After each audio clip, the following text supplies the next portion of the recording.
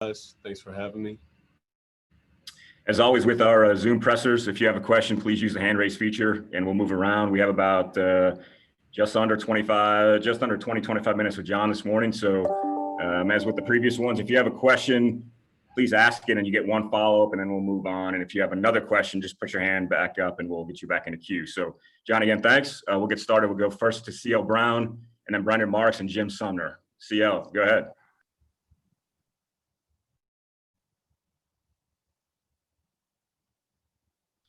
CL, you're muted. Oh, sorry about that. I was halfway through the question. So I'm asking about Nolan Smith. You've obviously known him a long time. I was curious from your perspective, what have you seen? What's the progress you've seen in terms of his development as a leader? Because, you know, we've obviously seen him kind of be the initiate a lot of the social justice things you guys have been doing this off season. Well, I've obviously known Nolan for a long time, and we go back.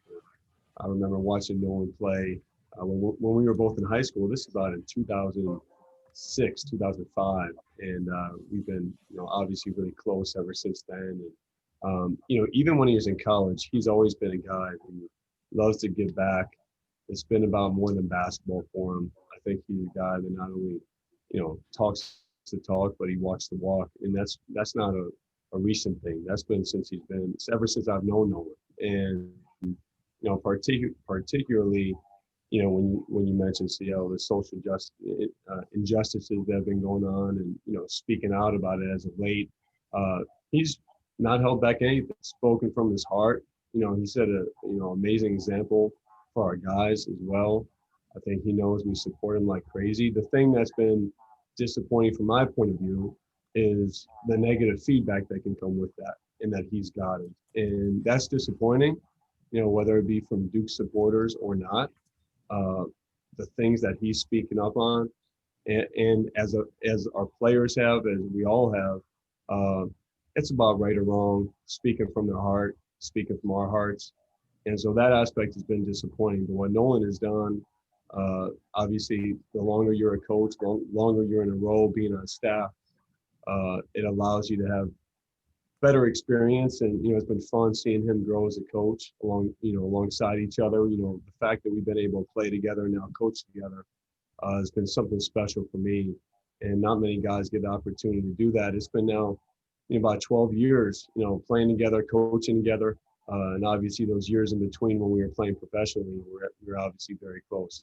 So I'm proud of him, lucky to call him a friend, and so sorry for the long answer, but it deserves a long answer because I'm really proud of what he's done and to be by his side. And just a quick non-serious follow. You ever call him the people's champ? I've heard some people call him as that. Look, you try as a friend not to build his head up too much. I like saying these things to you, but I try not to say it to his face too much, including the people's champ. So somebody's got to try to humble him a little bit. So I try to avoid calling him that whenever possible. All right, thanks, Jon. All right, we'll go to Brendan Marks next. Brendan, go ahead. Hey, Jon, thanks for taking the time. I saw you guys just added Trey, giving him his well-deserved spot in Cameron.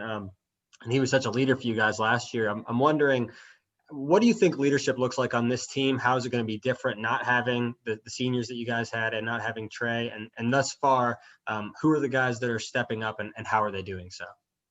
Yeah, well, first, proud of Trey, joining the Hall of Honor.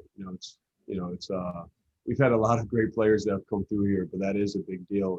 He accomplished a lot last year. And I think this year it's still forming. And, the thing that we've liked seeing from four returning scholarship guys and, Joey Baker, Wendell Moore, Matthew Hurd, and Jordan Goldwire, all of them have led in their own ways. They have different personalities. I think it's going to be something where sometimes it's by committee because it's not necessarily one guy that's going to be the leader, the most vocal all the time. And all four of those guys are figuring out their roles on this team. They're all going to have bigger roles in different ways, but all four of them have done a great job in their own capacity. Thanks. Thank you. All right, Jim Sumner. Go ahead, Jim. Hey, John, good morning. I want to ask you about, you mentioned Joey Beck. I want to ask you about Joey. What are you seeing from him in practice? Is he ready to take that step from being a three-point shooting specialist to an all-around player? Yeah, Joey, if you ask anybody in our program, players, coaches, managers, whoever it may be, uh, they're going to rave about Joey. He's as hard of a worker as we have on the team. He's the guy who's always, if he's not the first one in practice, he's definitely going to be the last one. And he has more to his game. I think, Joey's the guy. Basically, all we have to tell him is, just relax. It's going to happen because he wants it so badly. And you love to coach a guy like that. And, like you said, he's been working hard this summer on being able to attack closeouts and put the ball on the floor and be a decision maker. Like when he's under control and gets in the paint, he can be a very good passer and playmaker for us. So, and not to mention, he's even a quicker shooter. Gets his shots off in a variety of ways. He had 7 threes the other day in practice. And so I didn't want to just skip over that part because at the end of the day, making shots is a heck of a skill to have, especially for Joey. All right, we'll go Aaron Beard, Rod Baxley, and Evan Cohen. Aaron, go ahead. Hey, John, good to see you again. I'm wondering, you've seen the players come in and then now you're at practice. There's been a lot of adjustment on the fly with everything that's going on with COVID. How much do you think it puts you behind as a program, trying to get the normal routines done? And, the extra time you've got before the season being a little bit later starting, can you make some of that up, I guess, some of that lost time? Yeah, Aaron, it's a great question. I think for us as a staff, we feel like in some ways we're really ahead because we've just focused on ourselves and been able to be together as a group for, a couple months now. But on the flip side, you feel like you're behind in a lot of ways. It's all of a sudden we're going to be playing a game in a month, and there's no countdown to craziness in front of fans and no exhibition games that you normally have to get your feet wet. So it's unusual in terms of that. And I think the biggest thing we tried to do is just control what we can control. And that's been showing up every day. Our players have done an amazing job of becoming focused, getting the most out of every practice. I know we've done that as a coaching staff.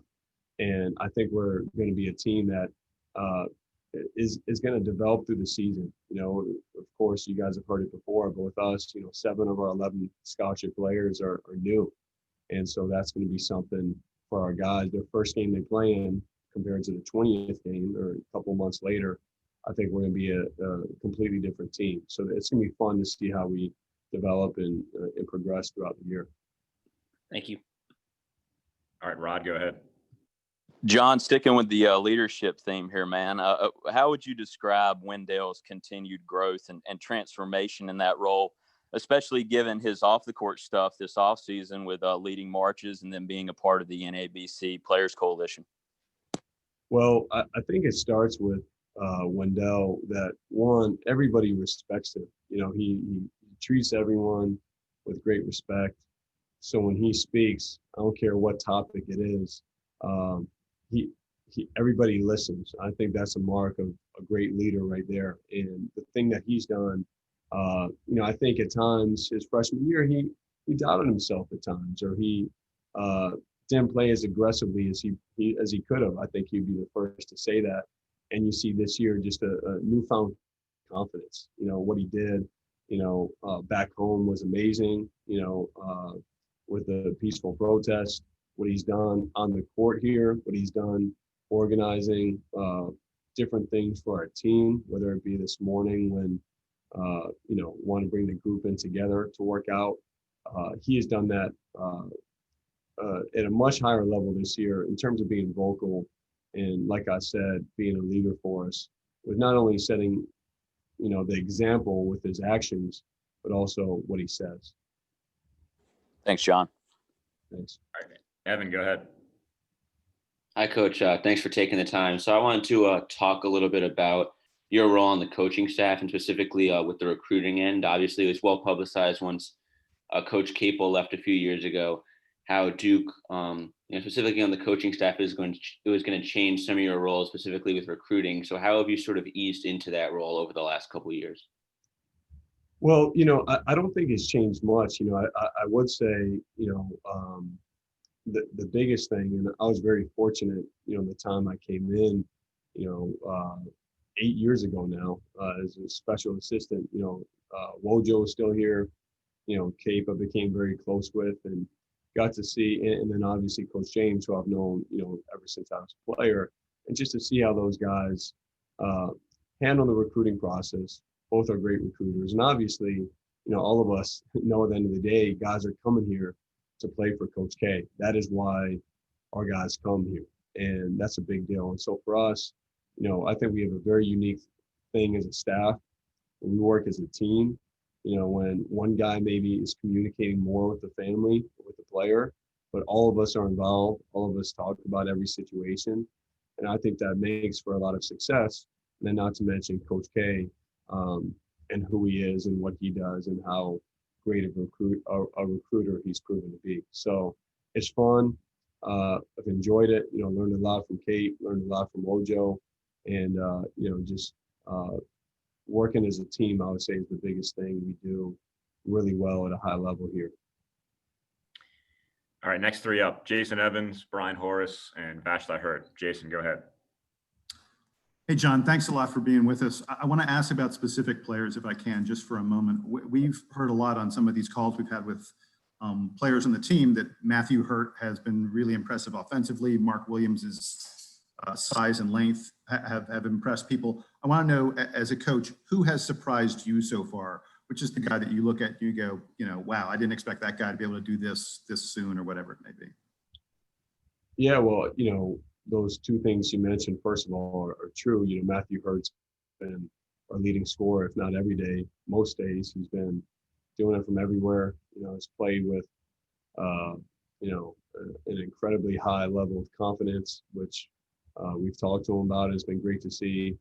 Mark Williams has been protecting the rim at a high level. He's a lob threat at all times. And just seeing the way he's moving has been very good. I'll tell you what, though, Henry Coleman has done a heck of a job. And I don't know if I'm surprised. I wouldn't say that, but he's been very impressive with what he's done in practice up until this point. He really runs the floor hard. He's a versatile defender. He's got a great attitude. He comes ready every day, great motor, great energy. And his skill set is improving and can get a lot better still. But Henry's been terrific for us so far. And if I can follow up really quick on that, we love to talk about strengths and surprises and the such. What about weaknesses? You've seen a lot of Duke teams over the years. What do you think this team needs to work on the most, and how do you fix whatever that weakness may be? Well, I think with this team, and we're still figuring out our lineups and rotations and all of that, but we don't necessarily have a guy we're just going to throw the ball to, and we've had some, Zion Williamson guy, or Marvin Bagley, or even Vernon last year. We're just going to throw it inside, and most of the time we're going to come away with 2 points, maybe even 3 points. And Matthew's been a terrific scorer, but he's just scoring a different way. And so I think understanding it's going to be a different team in that respect. And just like, you watch NBA playoffs, you watch anything, you need to score together. And we're going to have to do that differently this year without the post presence of just throwing the ball inside. Mark and Pat, those guys have been really good. They're probably going to score in a different way, and not just throwing the ball to them in the post. So I think that's going to be something, for us to figure out. And I wouldn't necessarily call it a weakness. I think it can be actually a strength, because that paint can be open. Our shooting is very good. And just like good old-fashioned Duke basketball, a lot of driving kicks, shoot a lot of threes, and go get offensive rebound. So I think that's how we're looking to play this year. Thanks a lot. Yeah. All right, Brian Horace, go ahead. Hey, Jon, thanks again. So the reports coming out about this team is that there's less of a disparity in the talent. There's a lot more sort of equalness in the talent. Do you think this team has a chance to have a fairly deep rotation as opposed to some other years? Yeah, Brian, I do. And, it's been a year where, I shouldn't even say a year, it's been a couple months so far, but we're in the practices, it may be where, DJ Stewart is the best guard for a couple of days, and it's Jordan Goldwire and Jim Roach and Joey Baker coming on. And, Matthew's been has been there pretty consistently, but I think it's less about the inconsistency of our players, and it's more than just we have some really good players, and it's not just 3, 4, 5 guys that are standing out. It's a much deeper team in terms of the everyday production and level of their practice, level of their play in practice that we're seeing. So again, we still have some time here for guys to separate themselves, but the way we talk as a staff, we feel like we can have a deep team. We feel like we do have a bench, well, some pop, some scoring power, no matter what, coming off the bench. So we're excited about that.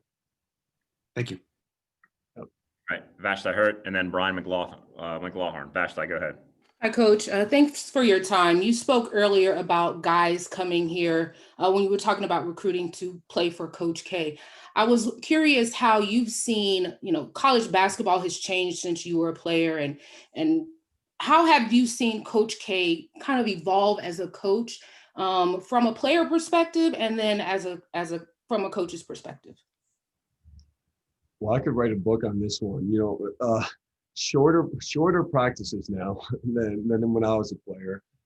Not as much yelling at the players, and no, I could go on and on. But in all seriousness, I give Coach a lot of credit.